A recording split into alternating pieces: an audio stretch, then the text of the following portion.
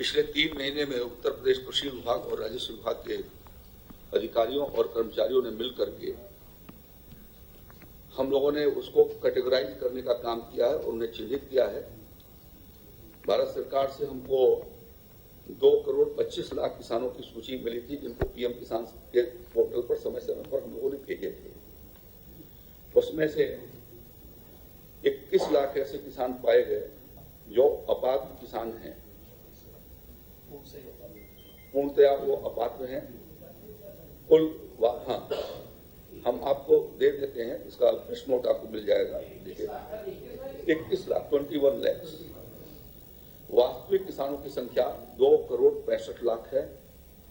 उसमें से अभी तक कृषि विभाग और राजस्व विभाग ने मिलकर के 1,71,00,000 किसानों को लगभग 65% के करीब इस कार्य को पूरा कर लिया है और युद्ध स्तर पर प्रयास करके पिछले 2 महीने के भीतर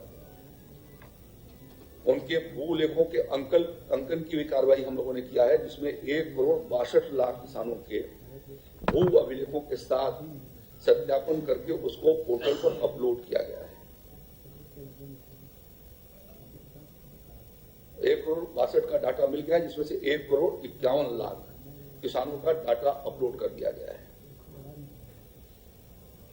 इस जो पहले की सूची जो अपात्र पाए गए हैं उसमें से मृतक किसानों की संख्या 47,000 के करीब है, 4.7 लाख है और भूमिहीन किसानों की संख्या 4.5 लाख है। ये 1000 होंगे, 47,000 और 45,000 नहीं, वो 1000 होंगे, उन्होंने गलत प्रिंट कर दिया है। वो 47,000 और 45,000 लगभग 1 लाख के करीब ऐसे संख्या होगी। हम आपको प्रेस नोट दिलवा देते हैं ना, उसको ठीक करके करेक्ट करके दे दीजिए। तो इस प्रकार से भारत सरकार ने यह कहा है कि 12वीं किस्त जिसका भूलेख पोर्टल पर अपलोड हो जाएगा उनको ही ये पेंशन पहुंच सकेगी। हम लोग युद्ध स्तर पर सभी तहसीलों के भीतर हमारे कृषि विभाग और राजस्व विभाग के कर्मचारियों ने मिलकर के इस कार्य को संपन्न किया है। इसके लिए माननीय मुख्यमंत्री जी ने और हमारे मुख्य सचिव ने और एपीसी साहब ने और एसीएस साहब ने समय समय पर जिलाधिकारियों को इस संदर्भ में वीसी करके उनको ये आगाह भी किया है कि इस काम को पूरा किया जाए। ये अंतिम तारीख 9 सितंबर है भूलेख के पोर्टल पर अपलोड किए जाने का। तो हमारे पास जो डाटा आ गए हैं वो लगभग हमारे पास 11 लाख डाटा ऐसे हैं जो अभी नहीं हो पाए हैं। वो आजकल में वो अंकित हम कर देंगे तो वो 1,62,00,000 संख्या हो जाएगी और जो नए डाटा आ रहे हैं उनको भी हम ये प्रयास कर रहे हैं कि 9 सितंबर तक उसको पूरा कर लिया जाए। तो मैं आपके माध्यम से ये अपील करना चाहूंगा प्रदेश के किसान भाइयों को कि माननीय प्रधानमंत्री मोदी जी की और उत्तर प्रदेश के मुख्यमंत्री योगी आदित्यनाथ जी की मंशा है कि सभी पात्र किसान जो अपने को सत्यापित कर ले रहे हैं उनको हम प्रधानमंत्री किसान सम्मान निधि उनको उनके खातों तक पहुंचा दें। तो अपील मैं ये करना चाहता हूं कि किसान भाइयों से कि वो इस समाचार को जानने के बाद ये जो आगे 3 दिन हमारे पास बचा हुआ है उसके भीतर अपने अभिलेखों को आकर के वो पोर्टल पर लोड करा देंगे तो पीएम किसान सम्मान निधि को प्राप्त करने में किसी प्रकार की कठिनाई उनको नहीं रह जाएगी और उनके खातों में वो धनराशि पहुंच जाएगी। हाँ बताया तो उस दिन भी मैंने बताया था, आप लोगों ने छापा नहीं इस बात को। तीसरी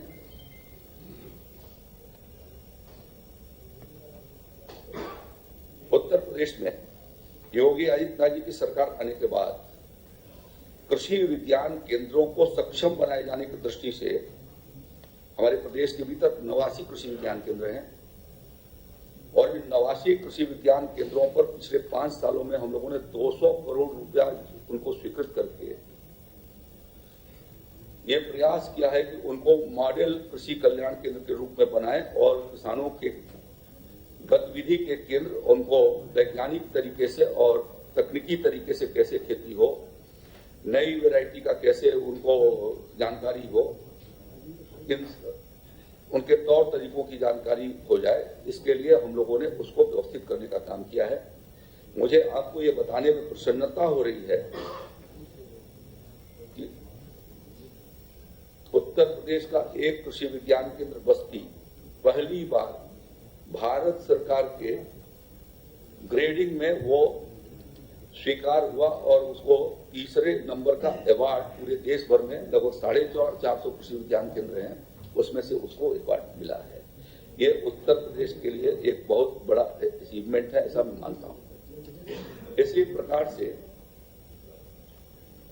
आउटलुक मैगजीन ने देश के ख्यात प्राप्त वैज्ञानिकों के माध्यम से एक सर्वे कराया है और उस सर्वे के भीतर हमारा बाराबंकी का हैदरगढ़ जो केवीके है वह बेस्ट केवीके अवार्ड के रूप से उसको सम्मानित किया जाना है। 14 तारीख को उसका इंटीमेशन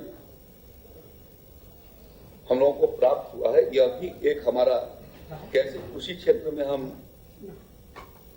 अपनी संस्थाओं को मजबूत करते हुए और किसानों तक अपनी बात को पहुंचा रहे हैं, वह उसका एक पुष्ट उदाहरण इस योगी आदित्यनाथ जी की सरकार में है। 10 सितंबर रविवार को इन सभी 89 कृषि विज्ञान केंद्रों का 3 दिवसीय वर्कशॉप मेरठ में सरदार वल्लभ भाई पटेल विश्वविद्यालय के भीतर आयोजित किया गया।